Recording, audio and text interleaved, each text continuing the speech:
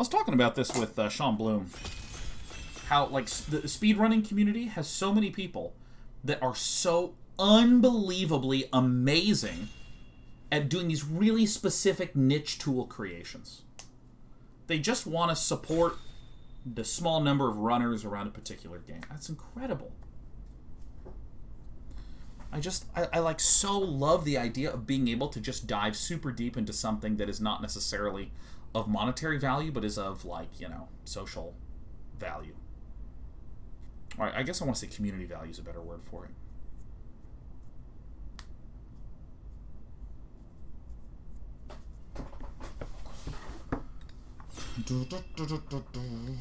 Ooh, Blade GL says, what's your favorite game genre besides strategy and TCG? Ooh, that's an interesting one. What is that?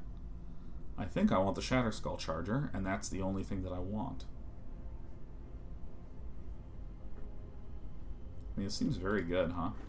Nothing else seems to be particularly incredible. Maybe we have, like, the beatdown builds.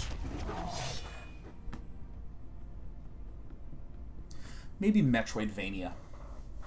Or roguelike.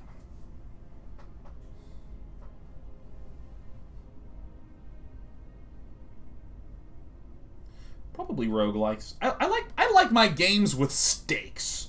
I like stakes in my games. You know what I mean? I'm a pain piggy, man. Bring the pain on. If a game has a more brutal atmosphere and a more unforgiving nature to it, I love that. I'm so into that shit. Sharp edges. Favorite roguelike?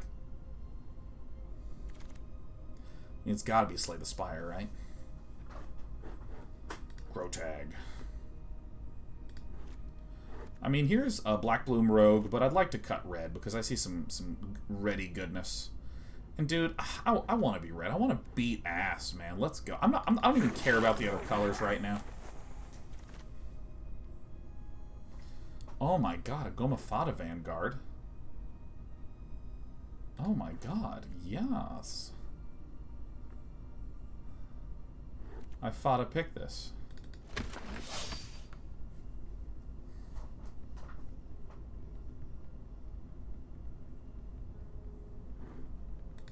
Character selects is my current favorite. Roguelike is Enter the Gungeon, so much fun. That was a good one, wasn't it? That was a good roguelike. That was fun. The thing is that I like Slay the Spire because it has experiential progression. I like feeling like I'm choosing my way into a different path, into a different place.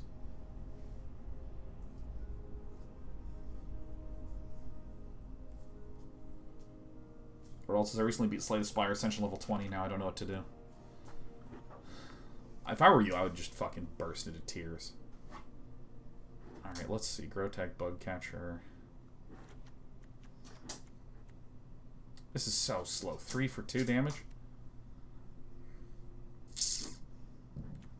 Electromancer is actually okay. Warrior, Rogue, Warrior, Wizard.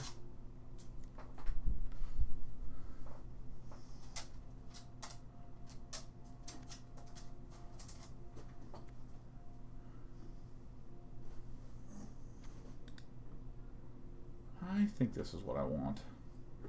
Mind Carver sucks unless I'm in Demir.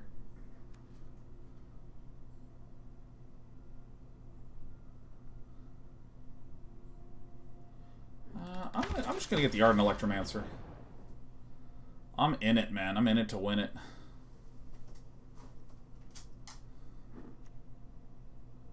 Dude, let's be mono red. Are you kidding me? Let's be an idiot, man. Because I'm looking at this, and I mean, I want to be aggressive. Be aggressive. Merfolk Falconer is very good, but, like, let's do this shit. Here's our Molten Blast. Are there any... How is that still there? I actually think the Stonework Pack Beast is really nice for, like, this party shit.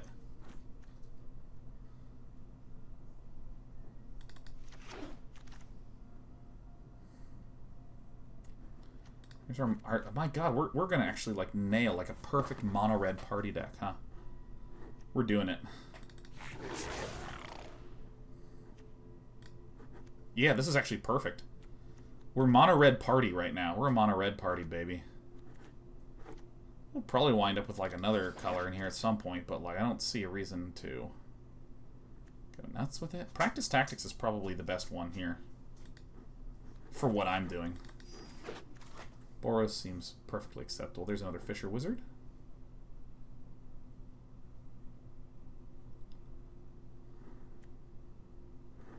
Can always get more Fisher Wizard. Let's get a Relic Axe, baby. Scavenge Blade, baby.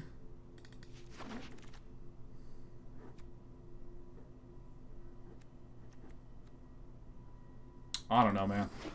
Let's make something really stupid. Huh? Come on, let's do it.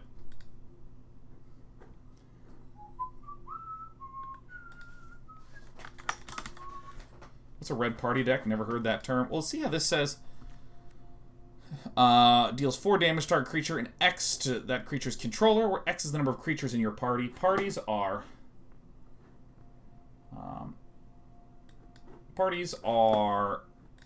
these ones: Cleric, Rogue, Warrior, and Wizard.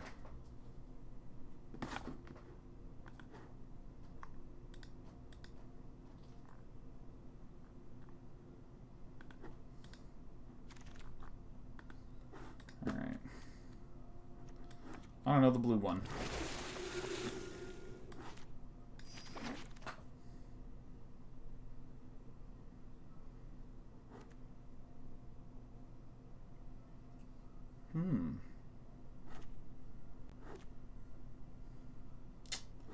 That is a good one. Akum Warrior is good. I don't know if we are running enough black to run that.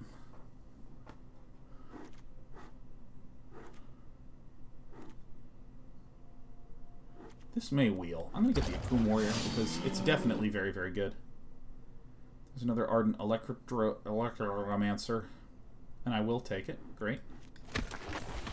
What I really want is some removal or some combat tricks. That's what I'm looking to support this.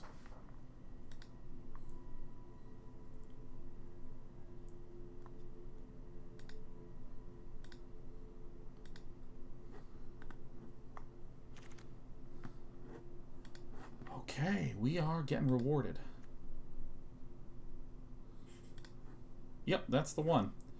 Wow. Shatter Skull Minotaur is definitely going to wheel. Thundering Spark Mage might wheel. I mean, we've cut red very, very hard. Fuck, really? Alright, get in here. Okay, so what we're looking for is cheaper shit. Another Stonework Pack Beast would be amazing.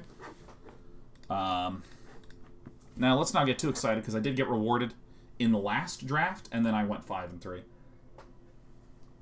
I'm no Deathsea, man, that's for certain.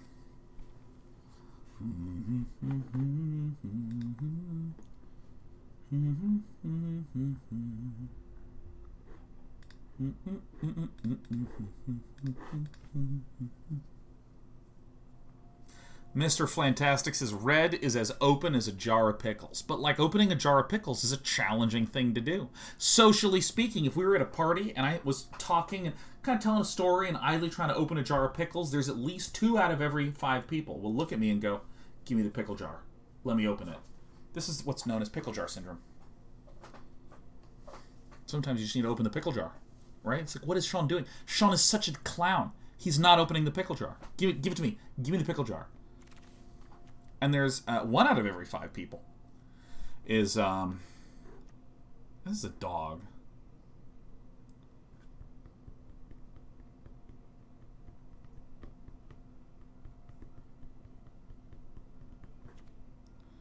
That's a good one, but I don't even know if we're going to run it. 1 out of every 5 people.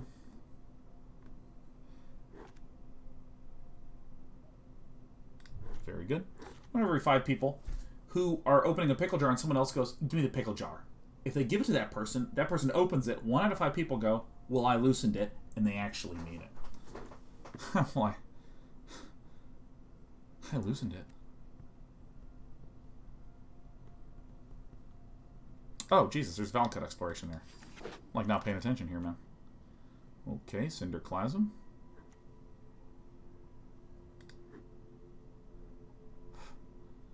I will take the Cinderclasm, even though it feels a little bit antithetical to the go aggro idea, because it's just so good.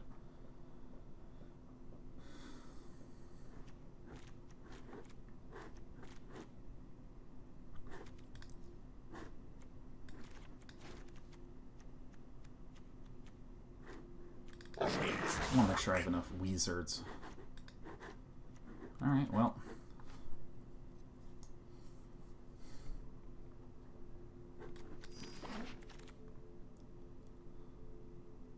Cost 1 less for each creature in your party? Fuck yeah. Oh, shit, yeah.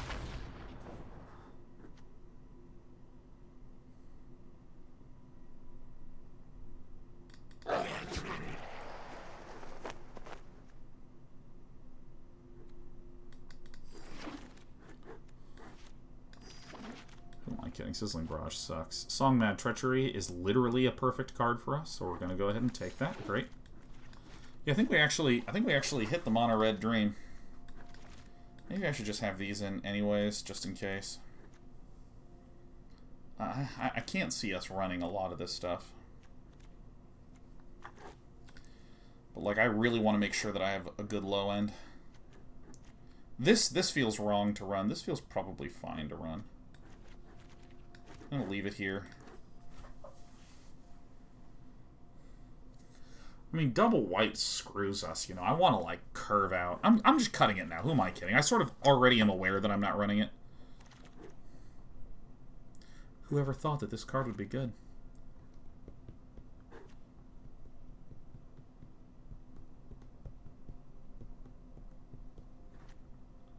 This card's terrible. I guess I'll just take the very pricey removal.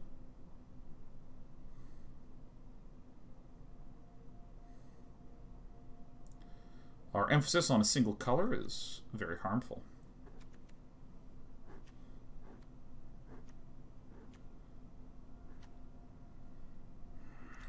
I guess the crappy removal is okay. There's another Nahiri's Binding here, huh?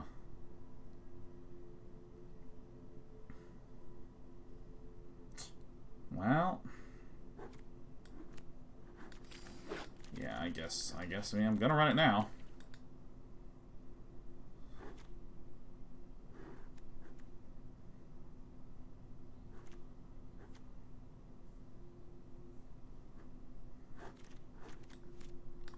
This hits our curve, like, fantastically.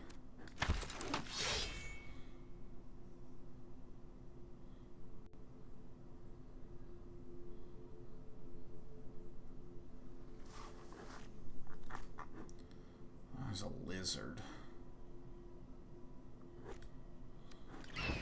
Our only white card. There's a third Nahiri's Binding. Okay. Alright, well.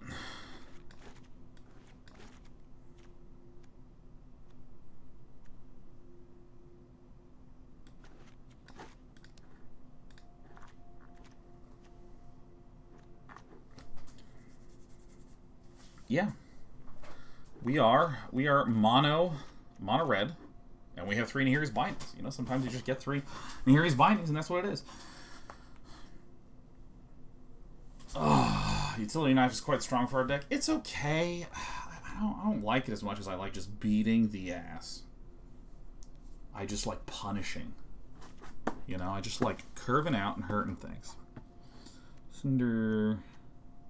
Alright, so this is like a turn 5-ish thing. This is like a turn 3. We could actually use some cheaper nerds here.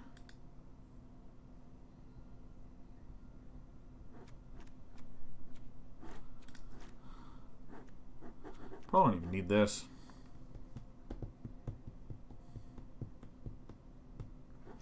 I'm gonna get the Lagak. I don't actually think I want the Lagak. It does seem to substantially stink.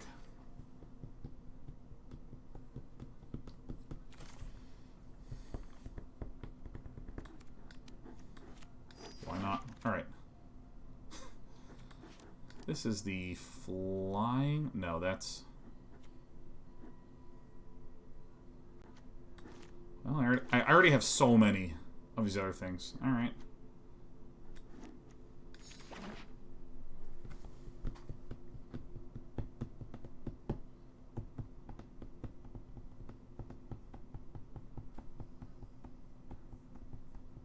I have a polka song stuck in my head. It's not pleasing.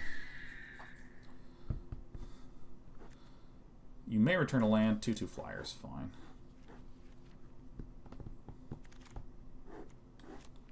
Alright, 1,000,001 Scavenging Blades. Okay, so let's take a peek at this. Combat, tricks, and removal.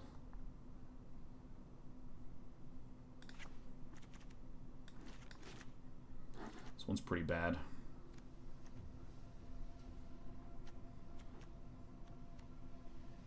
Damn, I got some sick high-end shit. This is nice.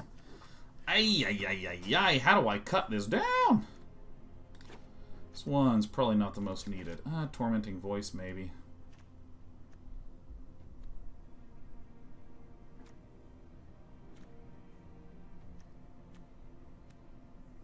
I might cut the Ardent Electromancers, huh? Well, they are wizards.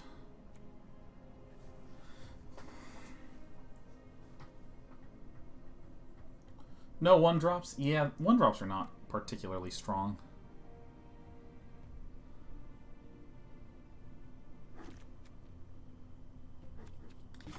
We don't have a lot of... Okay, so...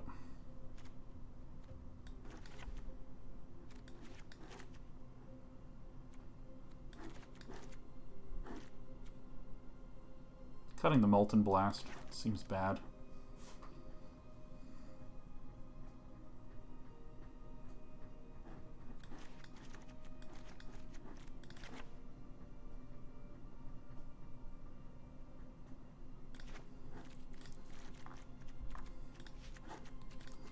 So there's 15, 16, 17. I'm a little light on the Landos, but I think it's okay.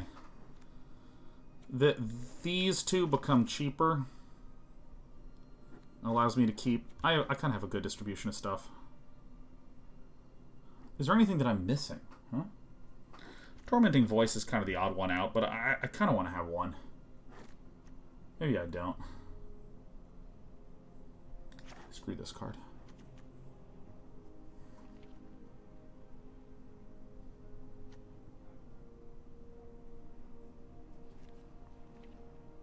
The weapon seems kind of fun.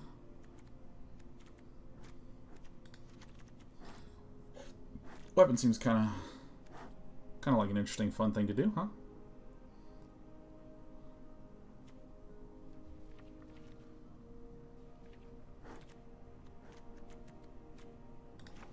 I actually think I am going to keep in the Tormenting Voice. It lets me just ditch a land and sort of redraw, and it's kind of like an emergency procedure later on. The only other draw we really have is Valakut Exploration. I'm convinced I'm unbelievable. Alright, let's ship it.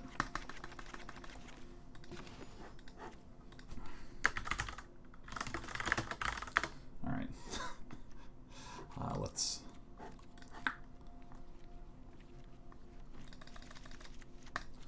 Seven of these, and 8 of these mountains. I like a lot of mountain art. I think 7-8 is right. Should be 8-7.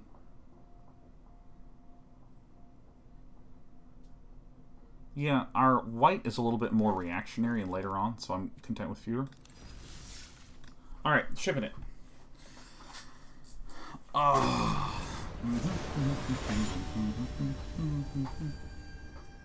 Uncle O'Grimacy, 50 months in a row, says, hey!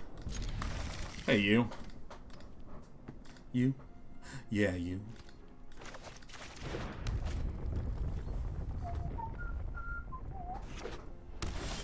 We're a Boros party deck, and we didn't hit anything in our party.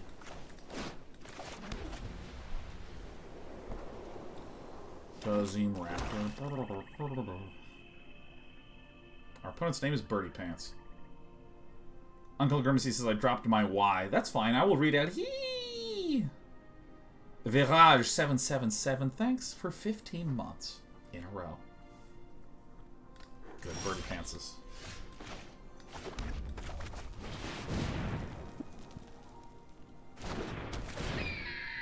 Birdie Pants is doing a creature light build. And we love to see that. Don't we, Internet? Friends, have you done any Storytime streams recently? I always enjoy the older ones. Not exactly. I kind of always talk about Storytime stuff anyways. I just haven't broken it out into a... I'm on full screen. Let's go, go, go.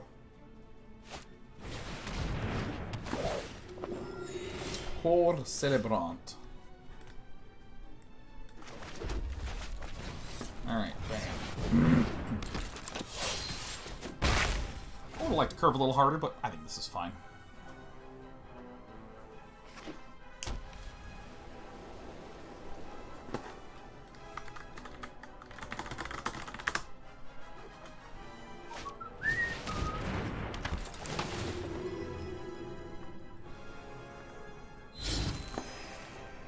Is this thing indestructible? I can't believe it. Hey, JF says, hey, Bay9. What up? AFJ, or AJF. Whom I want to call AFJ.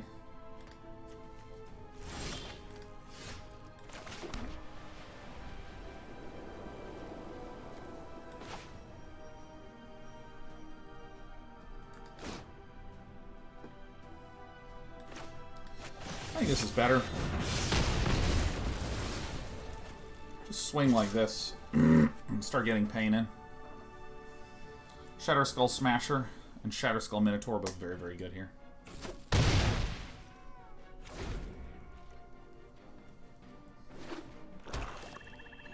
AJ is fine if it's easier. Thanks, AJ.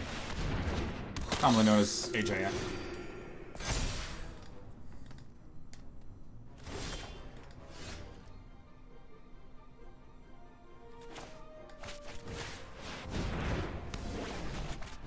See you later, nerd.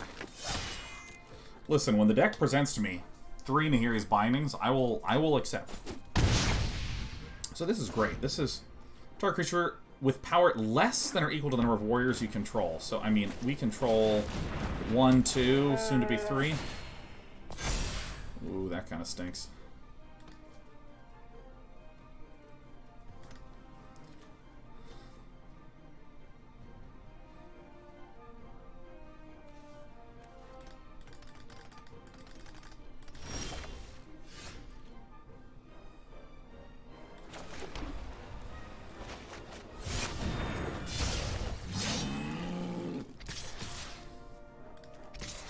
Going in, man. I don't give a damn. Maybe I should have swung with the Goma Fata, but I think this is still okay. I still think this is okay.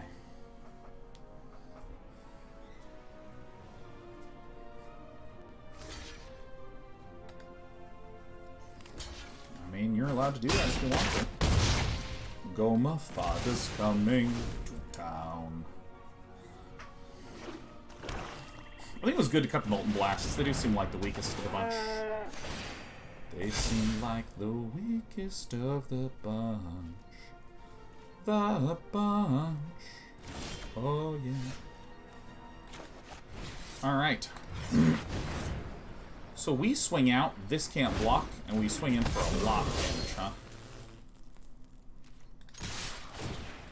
Because this can't block, it means that the Makindi Ox can't block the Goma Fata, because if that happened, this is 5, 9, 11 damage in. So the Makindi Ox has to block here, which lets 1 damage go through, because it says trample 1, 2, 3, 4, 5, 6, 7, 8, 9. Sending this to 1.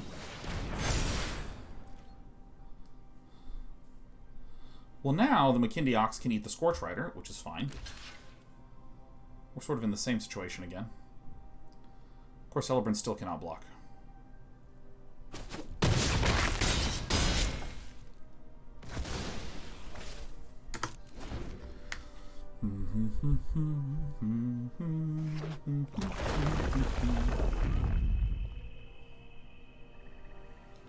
Well, our opponent has died. And our plan of being Boros beat the face is working great. Even though we had a slow start.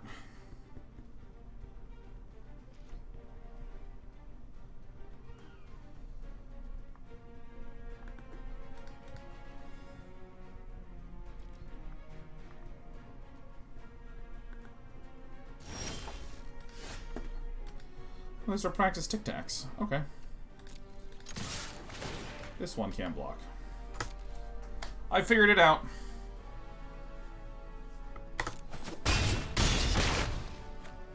Incredible. You love going Boros Aggro, man.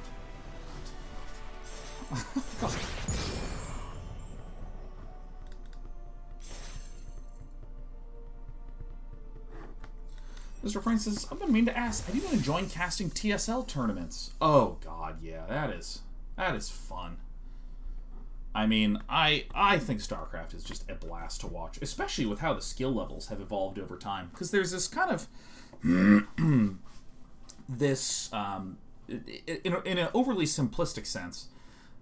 In RTS, you have the strategy and the execution constantly leaning on each other. So I'll use this example that I've used 1,000 times before. In Brood War in the early days, you pretty much had to build 2 gateways to get enough Dragoons to hold off a specific Terran attack. But then, players figured out a way to control Dragoons in a really specific manner, such that you only needed now 1 gateway worth of Dragoons. You needed to rush for your range upgrade, but you still only needed 1 gate, which then freed up some money. In other words, a problem in the game that used to be solved with money, building Dragoons, now was solved with execution, Dragoon control, freeing up money to do a new strategy. This hand is hilarious, so I'm keeping it. This is the funniest hand I have seen today. This is incredible. This is incredible! Oh, Joey's going to be thoroughly confused. So because there's this lean of these different elements, if you get good with a strategy, you can open up new opportunities for your execution. If you execute things very well, you can free up money for new strategies. You see in RTS, things kind of go through like a rise and fall of sometimes you'll have someone who is excuse me, or you'll have a matchup that feels very spiky. It feels like, well, if you scout them doing the all-in, you hold it. And if you don't scout the all-in, you lose to it. And it's as simple as that. And sometimes there needs to be balance changes made to cause this to happen, to prevent this insta-loss, as it were.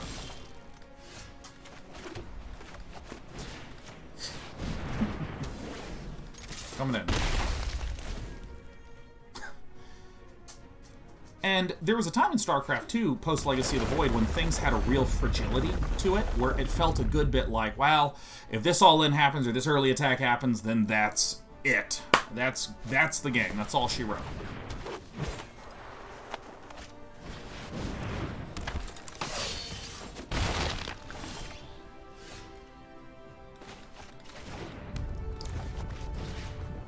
Alright, let's get that one out of there. There you go.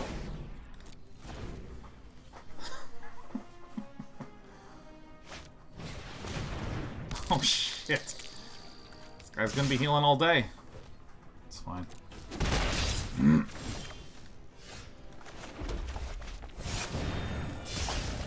There's a period of time that felt a little all-in-y, as I might wish to say. Felt a little bit too spiky.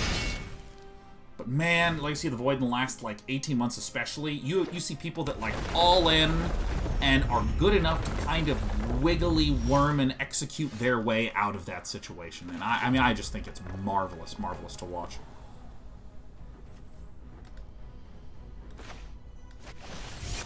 I see no reason not to just continue to attack with the Shatterskull Minotaur. It is my modus operandi to smash, smash, smash. So it's just wonderful. It's just wonderful to watch. Novak DK. Novak the Day Night. Gifting 10 subs to our wonderful community. Thank you, Novak DK, man. How in the hell are you?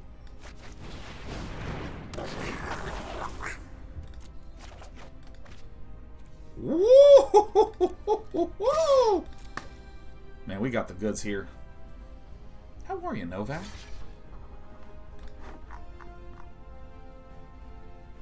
Novak's a regular gifter here. Gifted 35 total. Ooh, the chumps are going down. The chumps. The chumps. Chump it up. Chump the jam.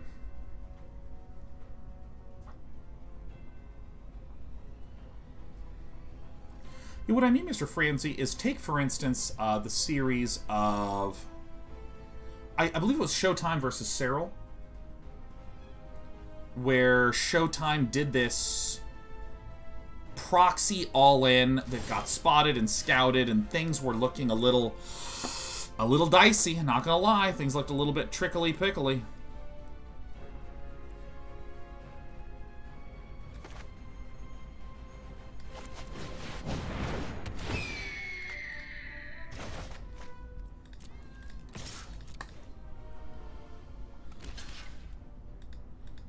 And Showtime just managed to, when the all-in didn't work, the game went on.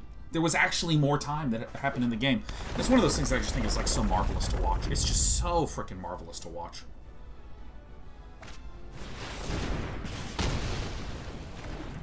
It resolves.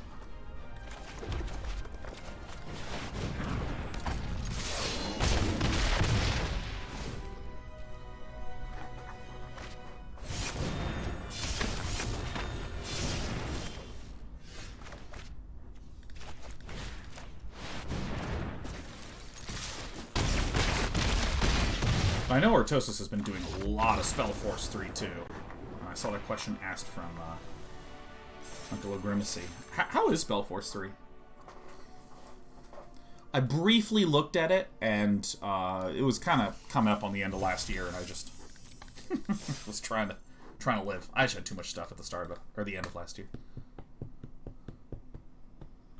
Zerden says, did you ever play the Warwind Games? A mid-90s RTS. Has some funny stuff going on. Never even heard of that.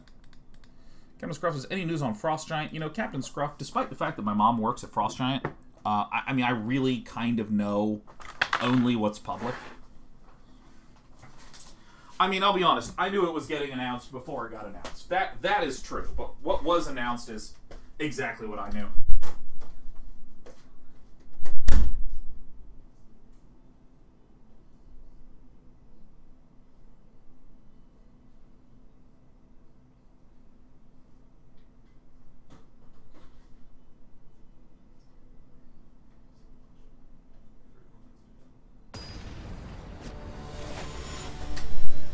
Cecilia, I'm back. I'm back, and I'm here to give you emergency scritches. What a good dog. I'm also here to get me emergency coffee. The hand is bad. We can cast nothing. That's better. That's quite a bit better. I think I want to keep this and ditch that one. I'd like to have some creatureage. Novak says, hey, man. I'm in the hospital. Oh, God, so I just had a kidney transplant. Just want to thank your streams that really helped me relax and get through the nausea from this medication. Fuck. I can only imagine. Oh, AJ, yeah, no, I'm playing limited. Lady Siren, with a subtle and kind gift for us on this fine day. Thanks, Lady Siren. Heart's back at you. Ooh, Cinderclasm's gonna be good against Virus. Except for that one.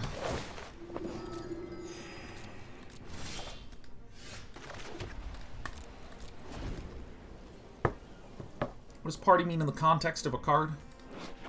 Party is... oh, it's not even on this card. Party is a number between 0 and 4.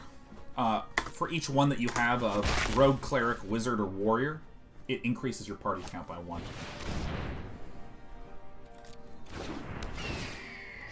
Vlem says, sorry, Sean, I looked up your mom on LinkedIn by accident. Yeah, of course. You would. That does seem like something you would do. It's absolute mom hunter.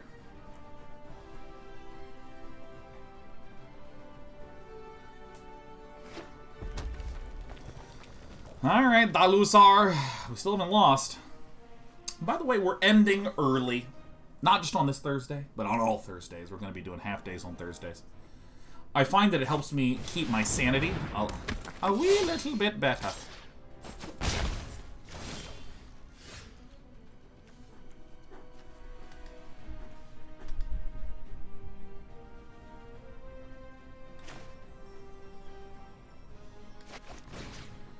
So I'm trying to plan this Cinderclasm timing out a little better.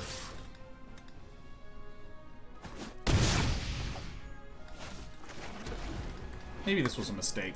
I'm trying to plan the Cinderclasm out. I mean, I don't have the second red to be able to cast it, which sucks.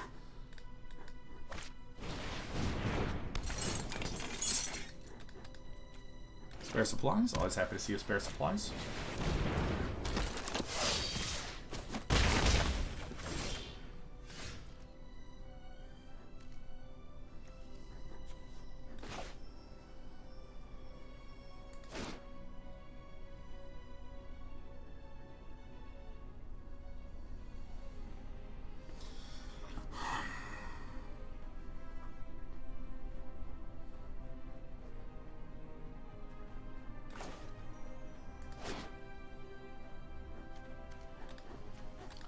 Fuck.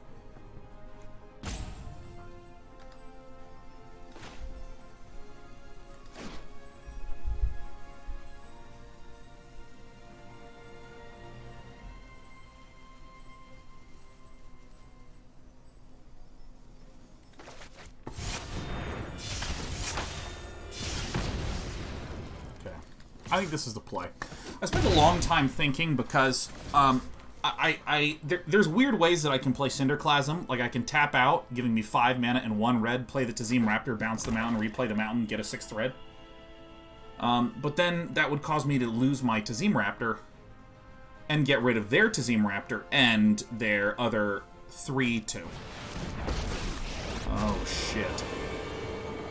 I am the last of the ancients, and my will reigns. We will survive this crisis. Okay.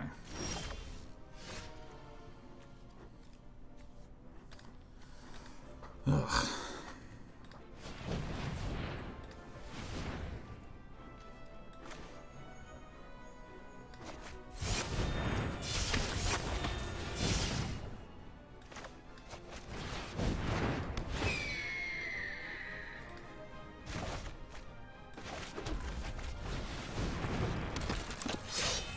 So if I were to swing like this, triple blocking is a thing, huh? Shit.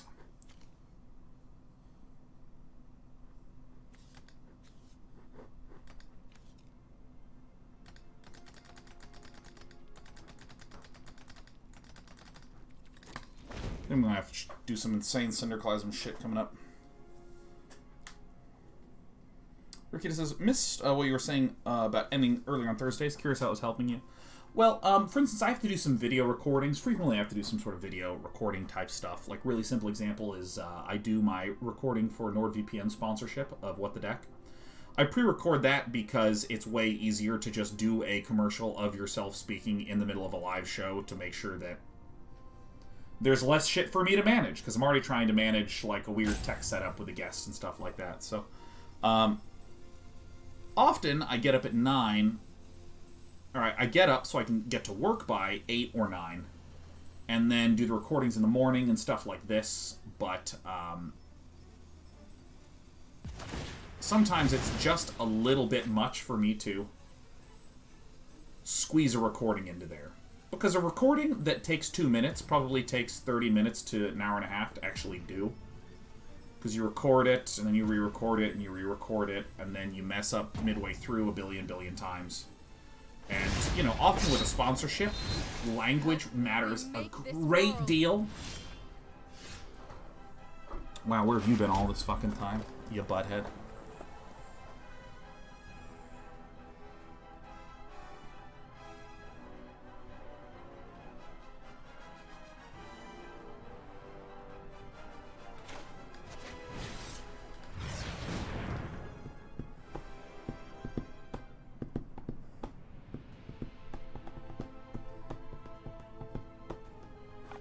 Frenzy says, are you working away from home? What do you mean get to work? There is a substantial amount of work that happens outside of a stream to be a streamer.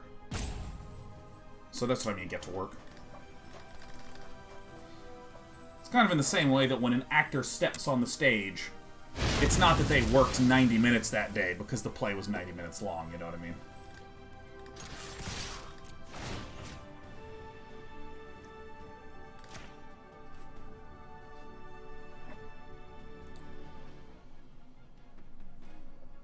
I'm perfectly content losing anything to kill Nahiri.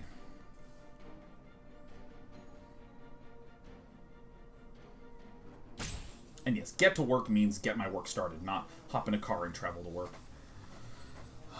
And so, just having a 3-hour block in the afternoon is just incredibly nice. Okay, I don't really see how that helps you that much. Because I have only red units coming in. That's fine. That is fine. That is an exchange. Well, yeah, I mean, I guess this last is just going to be pumping out infinitely many 1/1s. If we can pick off the Tazim Raptor, that'll help a lot. But we can also just start swinging in every turn. Francis, could you talk about some nuts and bolts? Yeah, what do you want to know? I'm happy to talk about it.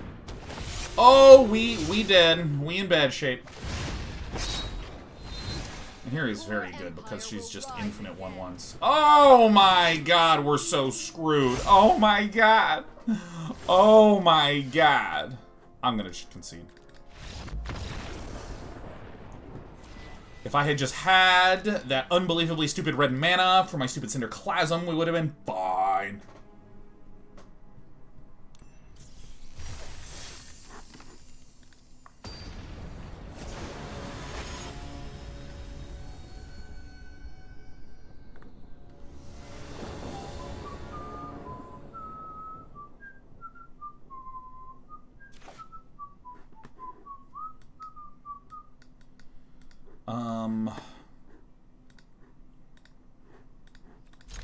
I guess we keep.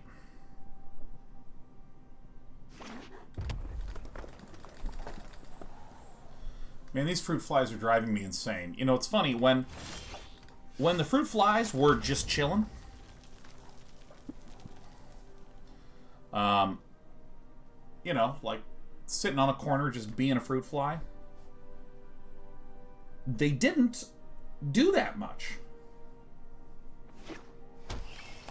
They just sat there. Now that there's fruit fly traps, you know, that's supposed to just give them that... Oh, yeah, oh, I can smell something sugary. I gotta fly in there and die. Like, now they're out. And there's fewer of them. There's fewer total fruit flies, but now they're just like...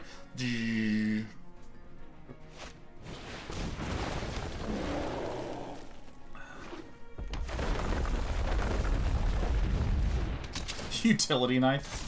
You got it, man. Bam. Smack in the face.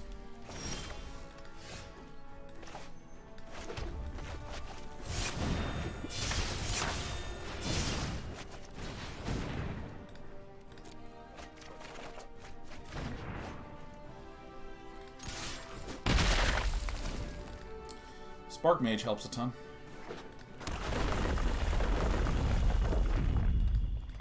I need a land, though. Francis, like, what are the extra stuff that goes into it? Discard 2 cards. Probably the 2 cards we can't cast, huh? If there is any work meeting for any collaboration or any potential business proposal, or if I am doing planning for a show. Well, that kind of stinks, but, you know, that's fine. If I'm doing planning for a show, there's times it goes into that. There's a shitload of email that comes in. There's work collaborations like what we did with Big Bang. There's my own personal projects, like the Gauntlet that we've been working on, you know.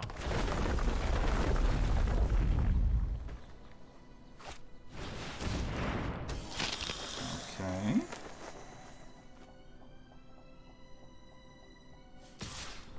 So I have a double wizard. Well, I mean, I have a warrior, technically, so...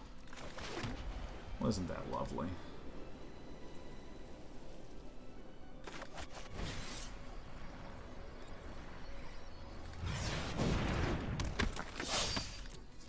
I really need the Thundering Spark Mage to kill this.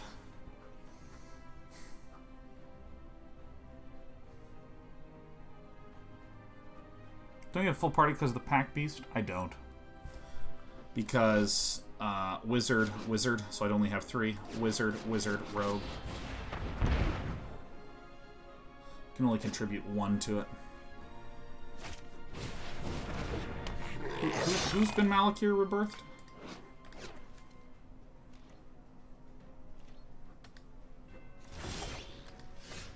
What? I don't even understand. What? Huh? What? What?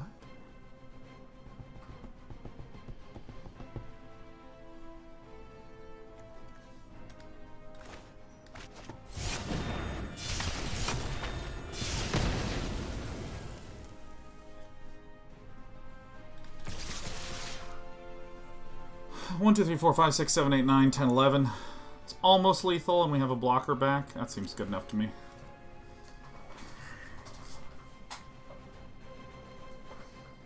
I mean, there's all sorts of stuff to do off stream. Well, hi! Hello! Oh, we're kicking our little leg out, huh? Great.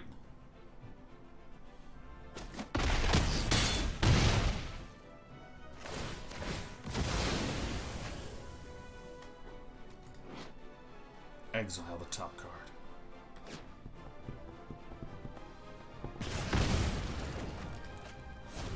Good.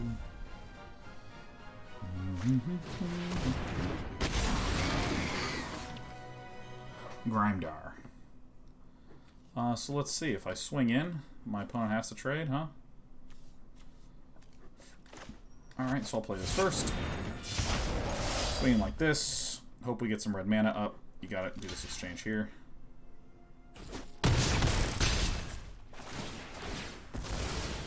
Red mana one time. One time, yes.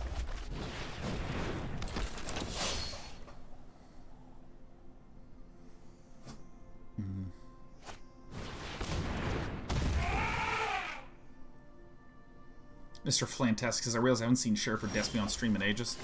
I know, it's so hard. My sweet little darling baby girls are currently residing in a separate zone of the house from Cecilia. Good old Seesaw. Dude, we were just banging face. Oh my god, I ranked up and it's gonna reset in a matter of days. The sense of achievement is so fleeting. I can't wait to do it every fucking month. I'm real tired of these reset every month systems, man. I'm not gonna tell a lie.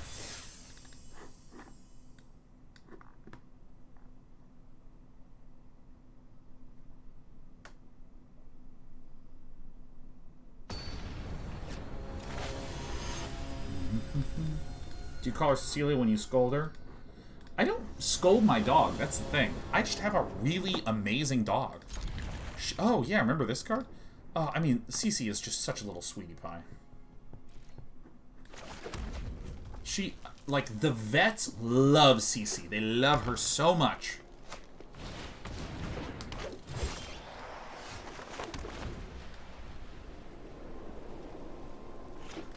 Magic Sasser, so I got to Mythic in May. Now I can't will myself to grind past Silver. I know, like, you hit Mythic and you're like, yeah! And then it's like, good job, reset Platinum, done, reset Gold. And I'm like, ugh. Like, zoinks, like, whoa, scoop. Decline. Declination commencing. I think I should trade with the Expedition Skulker, man, because I got my Leyline Tyrant. I can't with this Tyrant. Absolutely. I mean, like, this looks fucking bizarre. But I think it's absolutely super duper great.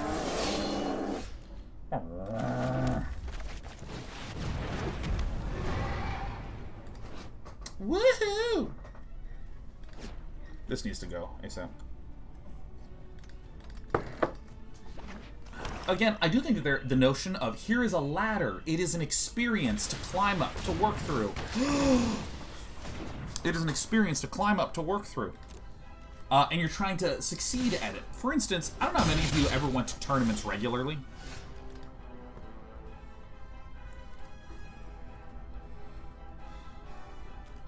Song Mad Treachery might be good to preserve.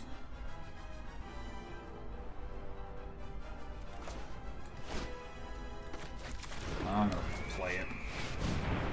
Like, I used to go to chess tournaments, and it was fun every weekend. You'd start 0-0, and you'd play like 6 rounds, and you'd try to win. I don't think I ever did better than 4-2. But, like, still. You know, sometimes you have a bad tournament, you'd go 2-4. That's dumb. Sometimes you'd really shit the bed and go 1-5. I went 3.5, 2.5 more times than I care to say. Drove me in freaking insane, oh my god.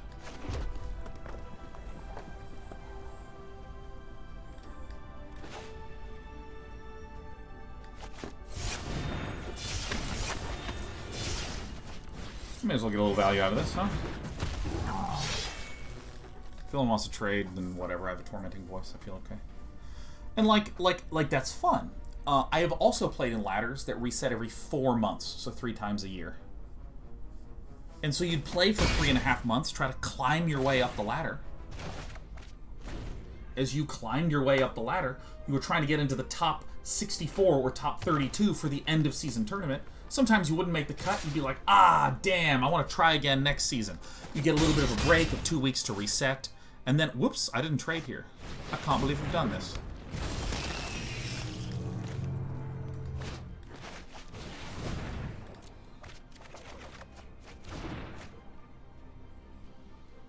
Fuck. Okay, let's, I guess, do this.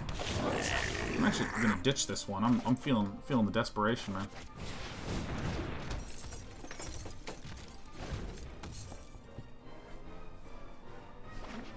So I like the idea of... This one comes through. I like the idea of saying something along the lines of... Okay, you are going to play on a ladder, you're going to work your way up, you're going to try to make thing X happen, which is a big moment where you, you know, maybe if you are in a certain... Shit.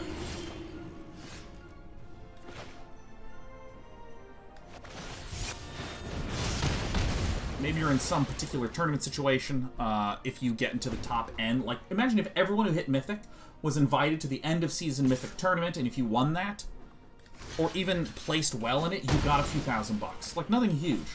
Well, all of a sudden, it feels like I'm working my way up to Mythic so that then I can participate in that tournament, which is like a moment. Which is a thing in time that happens. Like, that's what I would love about ladder resets. That's 2, isn't it?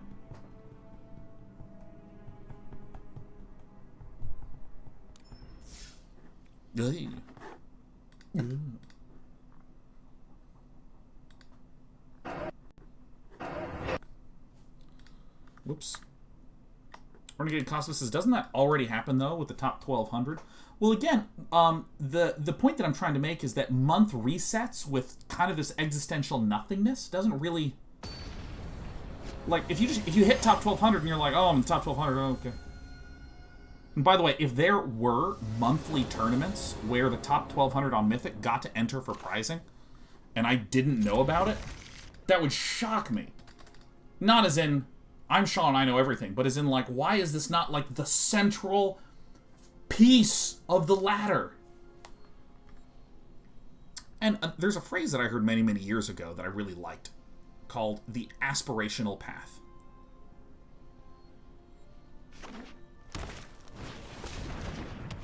People want and really like aspirational paths with things. Isn't that what the Mythic qualifiers are? The Mythic events do not happen with that much frequency. And it feels kind of disconnected. There's an entire separate sort of thing, an entire ecosystem. It, like the Magic ecosystem feels highly fragmented, and there's a whole bunch of all over the place stuff, so there's a lot of noise. Such that if you said to me, you know, secretly there's an aspirational path on here, I'd go, maybe true, but... Nice moves, kid. But at the same time, it's like, is that really that great? Renegade Cosplay says, I'm sure there is a tournament every month with the top 200. Send me a Linko Dinko, man. Hit me with it.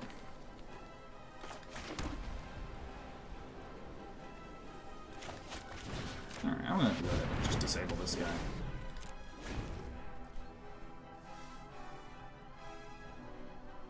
Again, I've got a link if I can post. Yeah, that'd be great. Yeah, I mean, like, if... What I mean to say is that, imagine for a moment that there was a 3.5-month season.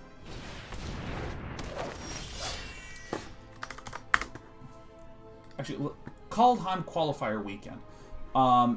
Okay, so what you have linked me to is a qualifier for a event. Is there a way to do stuff in this shit at all in some regard?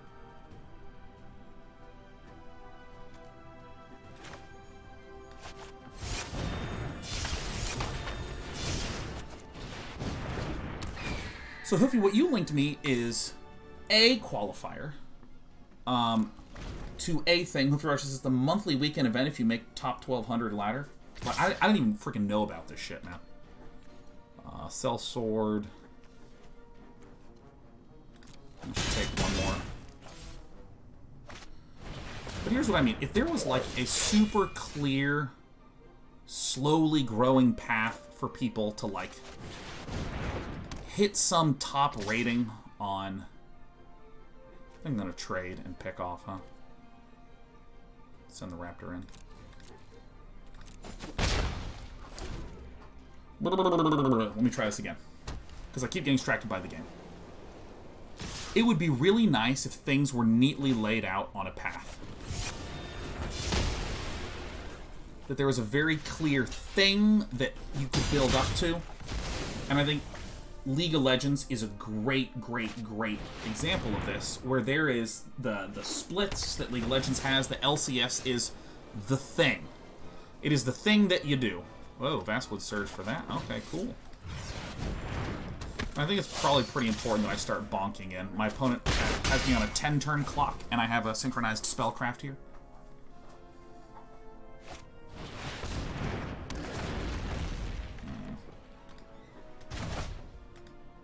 Why?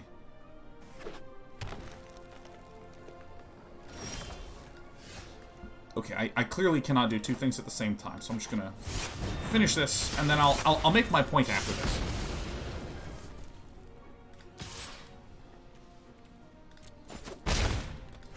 Alright, the Kazanda Stamper. I think it's fine for me to trade down.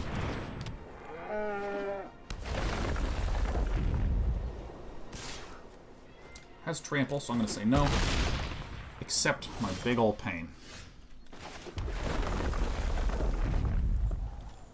Stonework Pack Beast. Okay, well, I mean, I gotta do this, you know? And I'm going to do no attacks, because I might need to block with everything.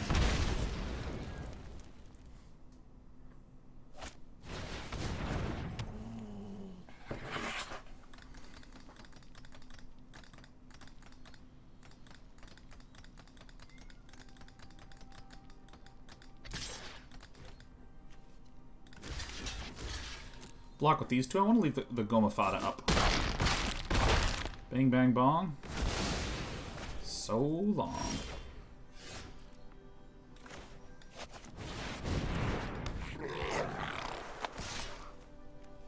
You know, I'm actually feeling a little frightened. Villain has a bunch of shit in hand.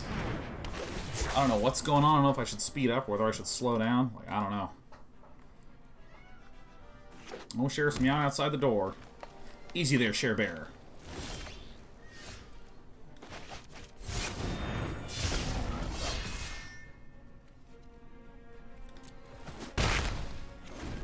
I'll finish this point in a moment. This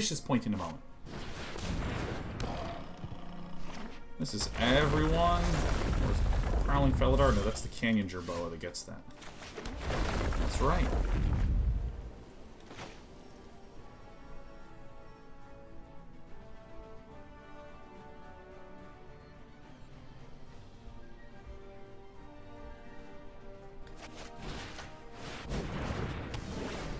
Now, if I swing out like this, this guy has to get blocked.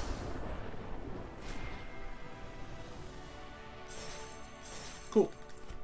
Okay, I'm going to finish this point. Crickety, crickety, crackety, crackety. Okay.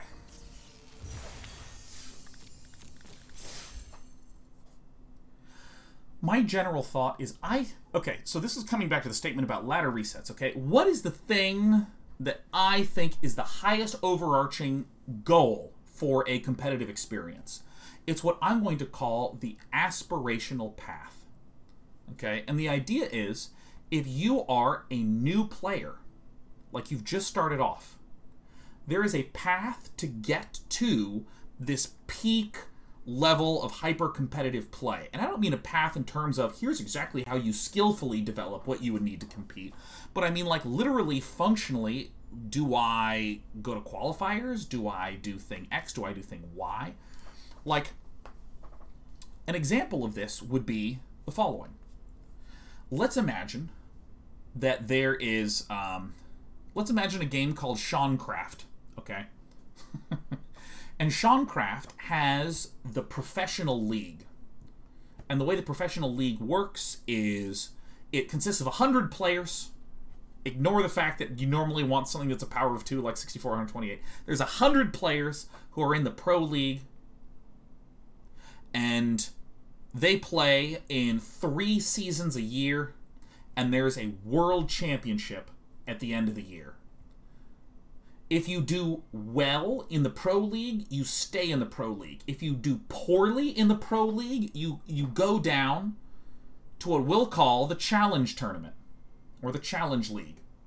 And the challenge league consists of all the people that were in pro who didn't perform well and then dropped down. And then it consists of high-ranked ladder players that did well that enter up. By the way, for any of you that didn't know, brief history lesson, you know the term Challenger and Challenge League and, all this. People say, like, there's Master, Grandmaster, and Challenger. This comes from StarCraft Brood War, where the structure was amateur into Challenge League, into Dual Tournament, into the Star League. So the Challenge League was where you'd sort of have the collision of people trying to qualify out. Anyways. So the idea is, if I'm a brand new player, I know that I can ladder, do better and better and better, and qualify and get into the top of the gameplay ladder. And if I do well there, then I get to qualify for the Challenge League. And if I succeed in the Challenge League, then I get bumped up to the big pro tournament. And again, this is a path. It's sort of set and lays against the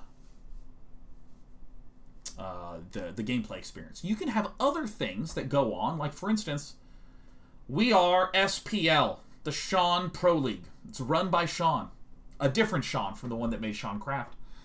And in the SPL, we have a couple weekend events throughout the year that's kind of for prize and hype and other things. But it's not necessarily connected into the main aspirational path. However, if you perform well at one of these tournaments, if we wanted to connect it into the aspirational path, we might say something like, anyone who wins one of these events gets an invite to the World Championship at the end of the year. Or maybe it's fine to just be its own separate thing. This is totally okay. Historically, a lot of esports have lacked an aspirational path. I think League of Legends has an amazing structure that sort of clearly... Dude, I'm going to say this, and I'm going to keep this tormenting voice. It kind of clearly says you work your way up the ladder until you literally get to something that is called Challenger. You join Challenger. And then they have, like, the LCS pros and the pro teams and what that whole system's like,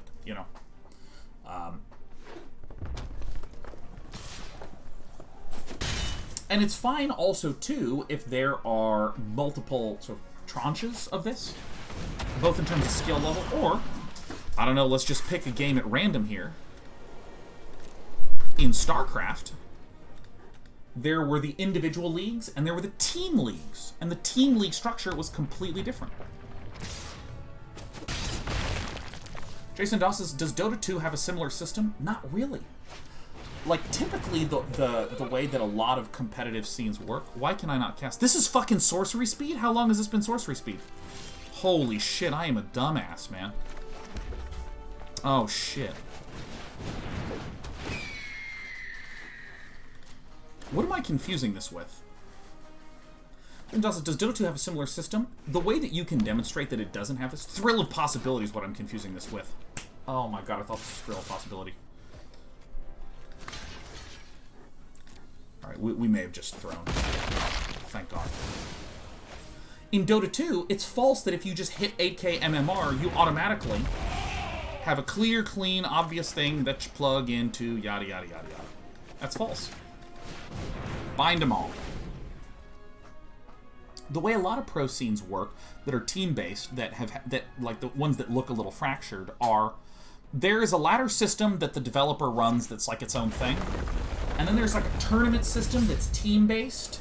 And in between, there's a bunch of teams kind of scouting around, hoping to form together what can be described only as a lottery ticket lucky enough to succeed in the pro leagues. Like, Dota's kind of crazy. Teams are forming and breaking up all the time. And then there's just these open qualifiers, where it's like, there's an open qualifier, anyone can fucking play at all. I could get together with 10 of my buddies, and we could form 2 teams and just enter into the Dota qualifiers. I can't believe you've done this. Decline. It might be Grow Tag time. This is nice, the Rabid Bite to Jiru. I think the Scorch Rider is not going to help me very much, so I will ditch it in favor of excellent, awesome mana. Beep. Highly tight.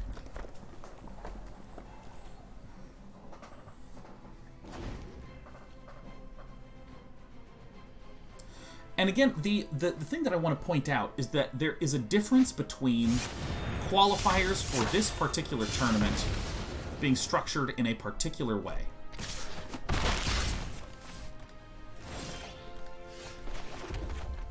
And we can all see the way to qualify for this tournament, and then a whole system having an aspirational path. Because, like, for instance, if you took something like,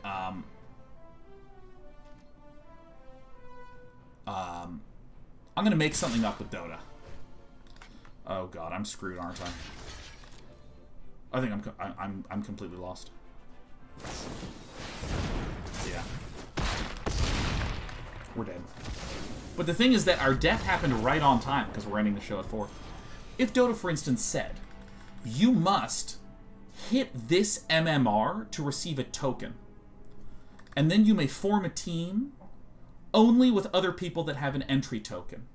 And if you succeed at the entry token, you get put into the, you take your entry tokens and you participate in the minor league qualifiers. And if you qualify for the minor leagues, you're in a league that lasts some period of time, where there's prizes, there's ability to earn money, there's broadcast, so there's a little bit of sponsorship revenue for the teams and whatnot.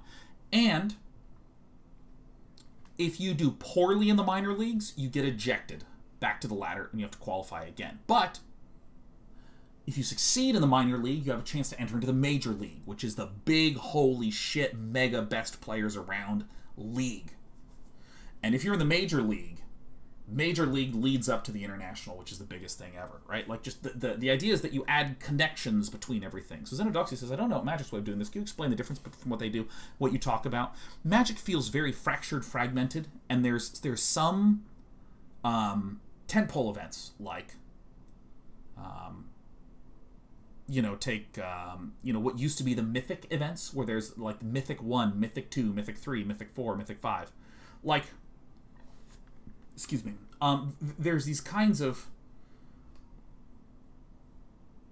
claimed structure, and they have, like, MPL and Challenger, but, like, these are kind of new. And Grand Prix and the Star City Games circuit are sort of there as well.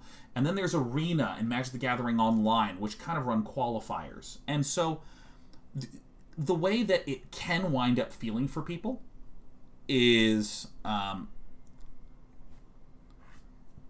that, hey, there's this tournament coming up, enter into this qualifier, you played, you did it, you won this tournament, okay, cool.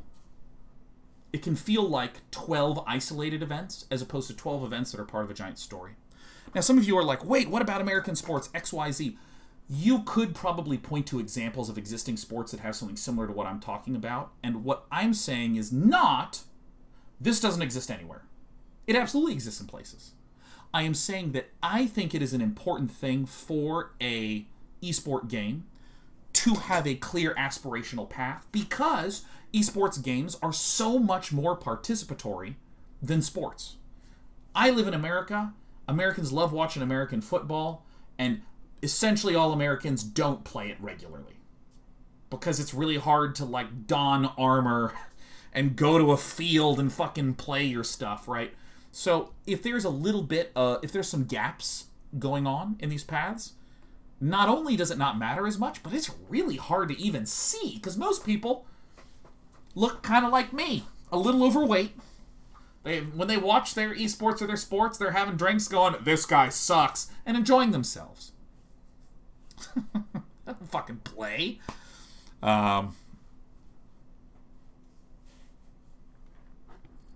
But I think with an esport game, it's a real thrill to kind of feel to yourself like if you are a Platinum League player who watches my brother and Artosis cast the GSL, and if you succeed at Platinum and you get into Diamond, you're closer on the path to getting to Masters. And from Masters to Grandmaster, and from Grandmaster, wouldn't it be cool if there was a way to qualify from Grandmasters into the StarCraft minor leagues, which was a robust circuit, so that then if you did well in the minor leagues, then you'd be able to qualify for the GSL, right? Like that. Like aspirational paths, I think, are so fucking unbelievably important. And as a really, really simple example, Magic the Gathering used to not have a ladder system. Like when it was in beta, like it had just come out and there was no beta system fucking at all. None. And it was just like, okay, I'm playing, but like, why? What's the reason I'm playing? And then they introduced these rankings, which is certainly better than having nothing. Like, I love that way the hell more. But I'm still going to make the assertion that I think monthly resets, I went through this whole garbage all just to come back to. I think the monthly resets are too frequent. And it feels existentially whatever like. And that grew into, and I would love this to plug into a system in a way that's more clear. And some people were like, well, there technically are ways to do it. And I think that there's an issue with like a sort of slight.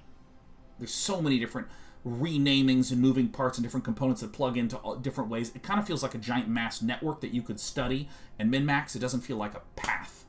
It doesn't feel like... My name is Sean, and these are my rants. They could be riddled with all sorts of errors and issues and problems and holes, but my God, we'll never know that, will we?